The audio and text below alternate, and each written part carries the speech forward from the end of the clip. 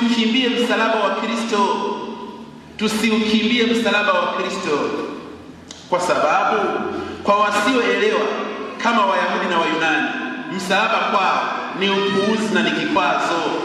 Waraka wa kwanza wa Mtume Paulo kwa Korinto sura ya kwanza aya ya 22. Ila kwetu sisi tuaminio ni nguvu ya Mungu. Waraka wa kwanza wa Mtume Paulo kwa Korinto sura ya kwanza aya ya 18. Baadaye wana wa Israeli walifika nchi ya ahadi ya tambarare na kuanza kufanya majukumu yao ya maisha kama kawaida. Kumbe jambo la msingi tu, hata kama tukifanikiwa baada ya Mungu kutimiza ahadi zake, maana kwetu sisi ni mwaminifu, tusimsahau Mwenyezi Mungu. Wako watu wengi wanaomsahau Mwenyezi Mungu kwa kudhani kwamba mafanikio walionayo ni kwa nguvu zao peke yao. Haiwezekani. Maandiko yanasema, maana bila mimi mwanadamu hawezi jambo.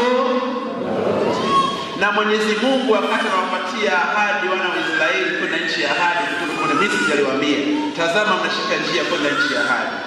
Mtakapofika huko na kufanikiwa, msikae kidete na kusema ni kwa uwezo wenu mmeweza hayo, bali kwa mkono wa nani? Kwa hiyo mkumbuke Mungu katika mafanikio yenu. Na hiyo ndiyo ahadi yetu sisi kwetu kwa Mwenyezi Mungu. Kitabu cha Kumbukumbu la Torati sura ya 8 kuanzia mstari wa 7 mpaka wa 14.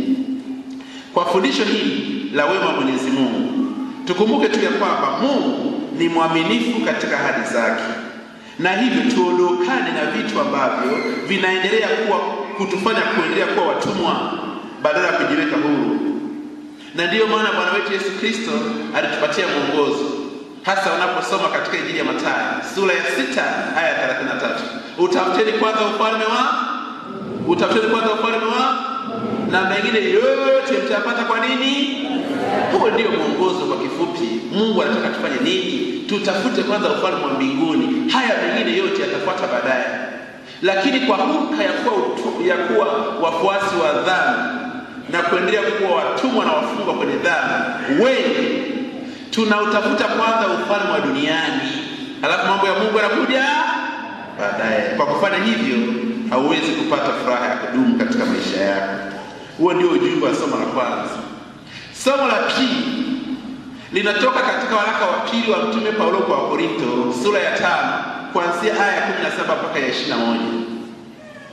Dhambi ndiyo iliyotutenganisha na Mwenyezi Mungu, lakini Kristo ndiye aliyetupatanisha kwa kifo chake.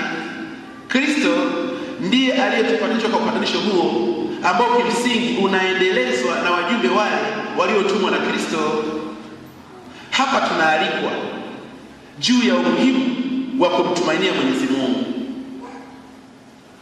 Tangu zamani manabii wametusaidia kutuelimisha tujitahidi kumtumainia